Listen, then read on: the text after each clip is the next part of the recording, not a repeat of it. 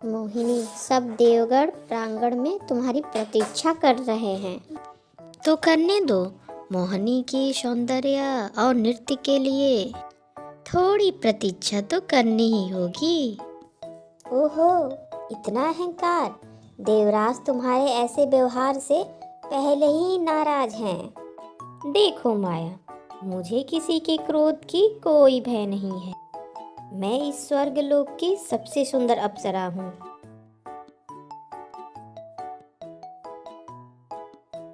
और संपूर्ण संसार में कोई भी ऐसी स्त्री नहीं जिसकी सौंदर्य मुझे चुनौती दे सके। अगर देवराज को अपनी प्रतिष्ठा बनाए रखनी है तो मेरे इतने नखरे तो उठाने ही पड़ेंगे। जाओ, जाकर सबको कह दो, आज मैं नृत्य प्रदर्शन नहीं करूँगी। आज मेरा मन नहीं है। वैसे मोहिनी ने कुछ गलत नहीं कहा था।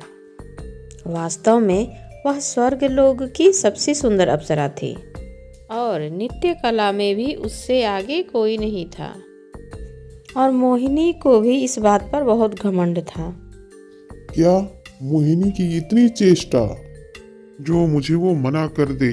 जाओ सैनिकों, उसे बंदी बनाकर लेकर आओ। भेड़ियों में जकड़ी मोहिनी गुस्से से लाल हो रही थी और बोली, देवराज, इस तरह के व्यवहार का क्या तात्पर्य है? मोहिनी, तुम जैसा व्यवहार करती आई हो यह उसी का फल है। तुम्हारे नृत्य प्रदर्शन का ख्याति सुनकर आज उनमें कई अतिथि पधारे थे, लेकिन तुमने मेरी आदेश का अवहेलना करके इन सभी के सामने स्वर्ग लोक की अपमान की है। तुम उसी के कारण यहाँ पर बंदी बनाकर लाई गई हो। ओह, अब समझी। आप अगर अभिमान करें तो उचित है, परंतु एक स्त्री अगर अपनी सौंदर्य और कला पर अगर अभिमान करे तो दोषी हो गई। ठीक है, मैं भी देखती हूँ मेरे बिना कैसे चलता है यह स्वर्गलोक। मेरी तरह सौर गुण सौंदर्य स्त्री इस संसार में कहीं नहीं है। तो मैं जहाँ भी रहूँ मेरे प्रशंसक और मुझे प्रेम करने वाले लोग मिल ही जाएंगे। नहीं मोहिनी, यह सत्य नहीं है। कुरूप व्यक्ति भी प्रेम के पात्र होता है। देवराज, आपसे इतनी मूर्खता भरी शब्दों की अपेक्षा नहीं थी मुझे। इस संसार में कुरूपता ही सबसे बड़ा अभिशाप है।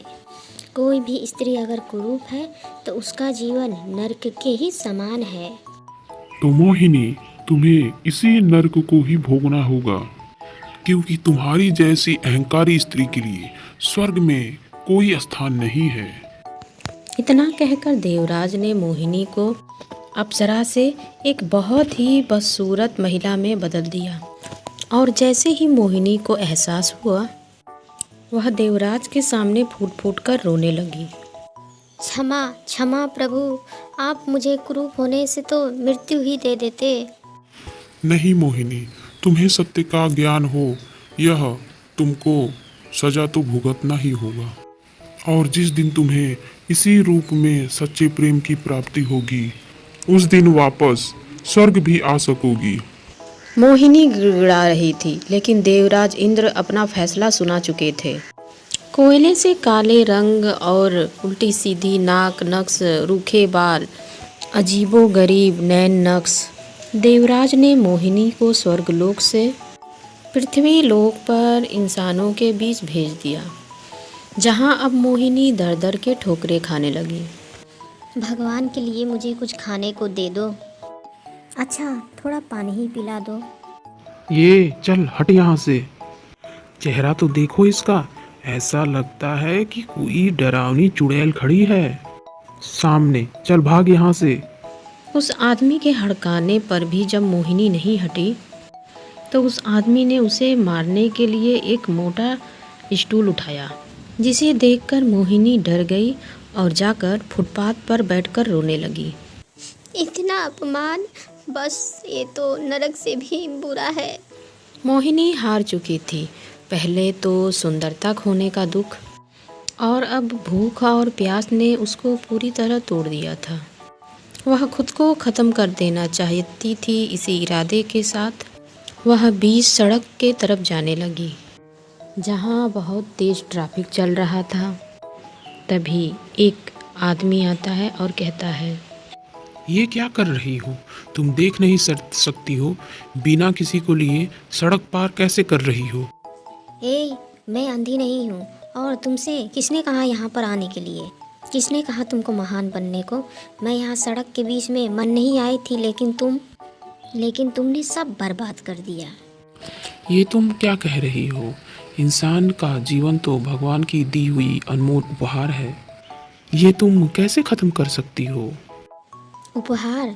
जरा देखो मुझे इस चेहरे और रंग के साथ। मेरा यह जीवन नरक के समान है। भूख और प्यास से बुरा हाल है मेरा। ना कोई घर है, ना कोई रिश्तेदार। अब तुम ही बताओ, मैं जीकर करूं भी तो क्या? उस लड़के का नाम सूरज था, जो पास में ही बन रहे हाईवे पर मजदूरी करता था। सूरज की कमाई भले ही कम थी, लेकिन उसका दिल बहुत ही बड़ा था। वह मोहिनी की मदद करना चाहता था, लेकिन बातचीत में जिद्दी स्वभाव को तो समझ ही गया था। ठीक है, अगर तुम्हें मरना ही है तो मैं क्या कर सकता हूँ, लेकिन मेरी राय है किसी को भी भूखे पेट नहीं मरना चाहिए। यहाँ पास में ही मेरा घर है। मेरी माँ ने गर्मा गर्म खाना बना के रखा है। चलो पहले चलकर गर्मा गर्म खाना खा लो, फिर जो मन में आए वो करना। सूरज की बात मानकर मोहिनी उसके साथ चल गई। सूरज के घर में उसकी बूढ़ी माँ टूटी ही झुग्गी में रहता था, जिसे देखकर मोहिनी ने सोचा, उफ, ये भी कोई रहने की जगह है? यहाँ कोई कैसे रह सकता है? मोहिनी अपने हाल पर दुखी तो थी, लेकिन शर्मिंदा नहीं। इसलिए उसे सूरज और सूरज का घर पसंद नहीं आ रहा था, लेकिन फिलहाल उसके पास और कोई चारा नहीं था। सूरज की माँ ने उसे बैठने के लिए कहा और अपने हाथों से बनी बहुत ही प्यार से उसके लिए खाना लेकर आई। लो बेटी, यह खा लो और यह अचार भी ले लो। ये क्या है? ये खिचड़ी है। एक बार खाओगी तो बार बार मांगूंगी। मेरी माँ के हाथों का स्वाद ही कुछ ऐसा है। ये क्या बोल रहा है? इतना बुरा दिखने वाला खाना आखिरकार स्वादिष्ट कैसे हो सकता है? क्या करूं, अभी तो मुझे इसे खाना ही पड़ेगा। मोहिनी ने बेमन से उस खिचड़ी को खाना शुरू किया। जैसे जैसे वो खाती गई, उसे स्वाद आता रहा और देखते ही देखते उसने सारी खिचड़ी खत्म कर दी। पेट भर गया। आपका बहुत बहुत धन्यवाद। अब मैं चलती हूँ। अरे पर जाओगी कहाँ तुम बेटा? मुझे सूरज ने सब तुम्हारे बारे में बताया है। बेटी, ये झोपड़ी भले ही छोटी है, लेकिन हम दोनों के अलावा तुम्हारे लिए तो जगह हो ही जाएगी। तुम चाहो तो यहाँ रह सकती हो। संकोच मत करो बेटी। बुरे वक्त में इंसान ही इंसान के काम आता है। ज़्यादा है तो मेरे घर के कामों में मदद कर देना बस। बाकी तुम्हें किसी बात की चिंता करने की कोई ज़रूरत नहीं है। अच्छा, तो ओहो, ये औरत मुझसे घर का काम करवाना चाहती है। लेकिन चलो, कुछ दिन रहकर देख ही लेती हूँ। वैसे तो मरने का विकल्प है ही मेरे पास। पर जैसे जैसे वक्त बीता, मोहिनी की सोच बदलती गई। सूरज और उसकी माँ मोहिनी से बहुत ही प्यार से बात करते थे और उसका बहुत ही ध्यान रखते थे। सूरज और उसकी माँ का मोहिनी ने व्यवहार देखा, उसको बहुत ही अच्छा लगा। उसके काले चेहरे के वजह से भी उसको किसी ने बदसूरत या बुरा उसको कुछ भी नहीं बोला गया। तो दोस्तों आज की कहानी से आपको क्या सीख मिलती है, ज़रूर बताइएगा कमेंट में। फिर मिलते हैं नेक्स्ट वीडियो में, तब तक के लिए बाय।